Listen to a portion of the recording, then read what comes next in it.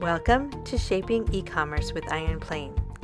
This is where we talk about e-commerce development, solutions, digital marketing, and all things e-commerce. Be sure to check out the description below each video to find additional resource links and show notes.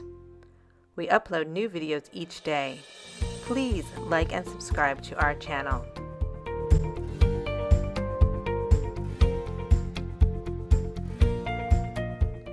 In this episode of our tech series, CEO Robert Giovannini discusses what to consider when deciding whether to use new or established technology. Hi, welcome back to Shaping eCommerce with IronPlane. I'm Robert Giovannini, the CEO and co-founder of IronPlane. We've been going through this series, the various pieces, how you choose a platform. Some people are just starting out and trying to pick their first platform, and others are looking to migrate or perhaps upgrade within the existing platform they have.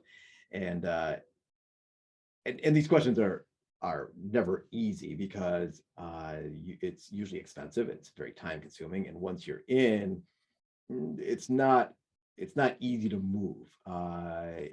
It's almost harder to move once you're well established in a platform and have learned its quirks to then go to the next greatest thing. And this brings up the topic of today's video, which is new tech. And should you be, particularly if you're just starting out, should you jump into the latest and greatest, or do you go with the tried and true? And there's no easy answer. I've often talked about how woodworking has shaped a lot of how I approach this business, including the name.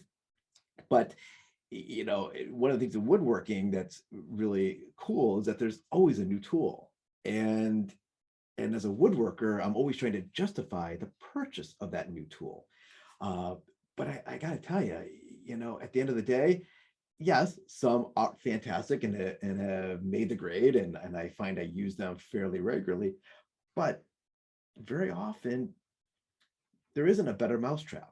And the tool might solve a specific, unique issue that I have, but it's so specific that I maybe use it once in a blue moon. And so, was it worth investing in it?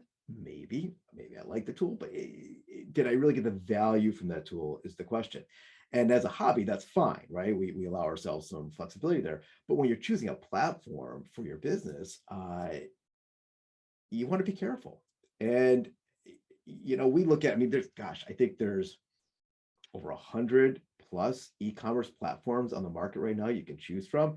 And some of them are dedicated e-commerce, some are bolt-ons to ERP systems, some are bolt-ons to content management systems, some started off as pure e-commerce, but then have bolted on their own versions of CMSs and ERPs and that kind of thing, or at least features and functions from ERPs. And the question is, which way do you go? I think, when I'm looking at it, I again start 10,000 foot level and say, okay, I want something that at least has some market presence, real market presence. I want to know that I'm not one of 50, one of 100, one of 1,000 people using this platform, unless it's purely experimental. But if this is going to be the core of my business and my business is growing, I don't want to be on something that is early adoption, because there's just so much risk that goes with that. There's the risk, obviously, they won't survive.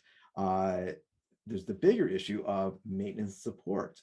Even if the company itself can support the platform, how many developers or marketers even are out there that know the platform well enough that I can leverage their expertise to continue leveraging that tool fully? So I'm always looking for a certain amount of market penetration for any platform that I recommend. 2, I'm looking for established tech.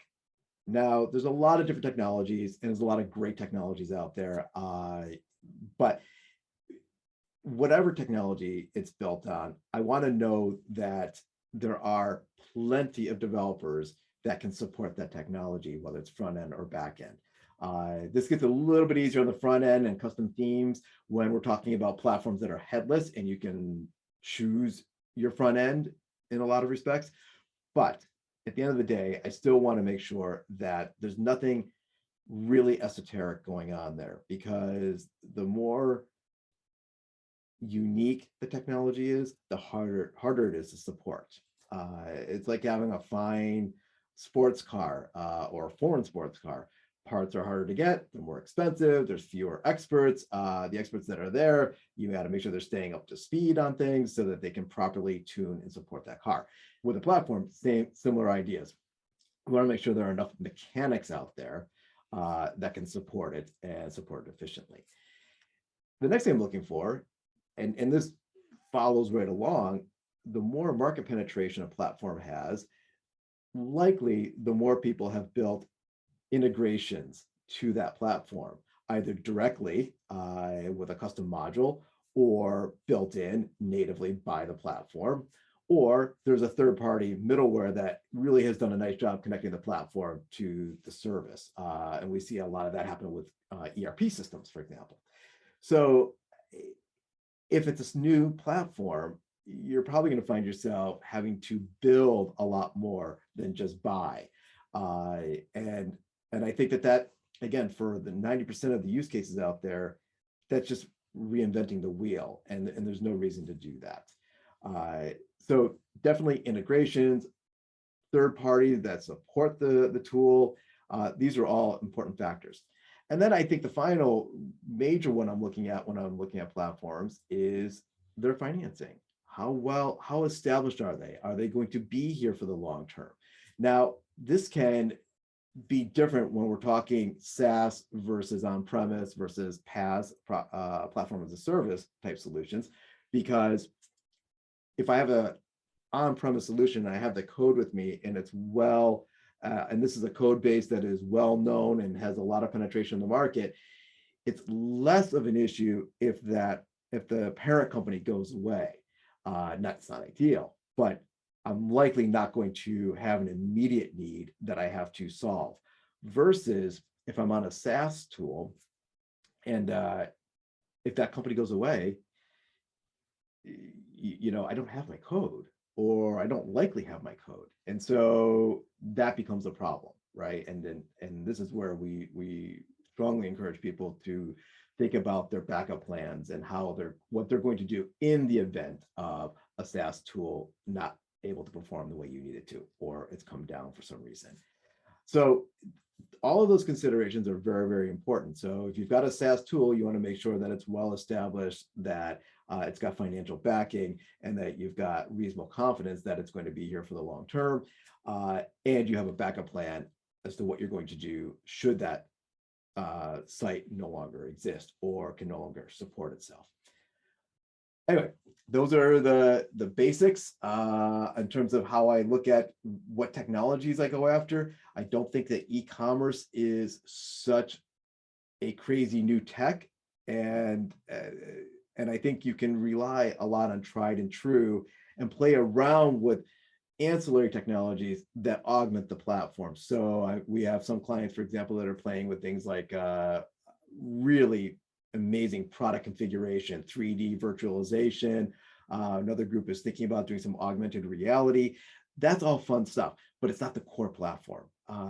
You can swap out those technologies as you need to. And again, the more platforms allow you to go headless, those front-end interactive points without putting all your eggs in one basket. Anyway, if you have any questions about this, feel free to reach out to us. And as always, we're happy to help answer questions about which direction do you go when it comes to e-commerce. Thank you. For more insights on how to improve your e-commerce website and for a free consultation, visit IronPlane.com. Follow us on social media and like and subscribe below.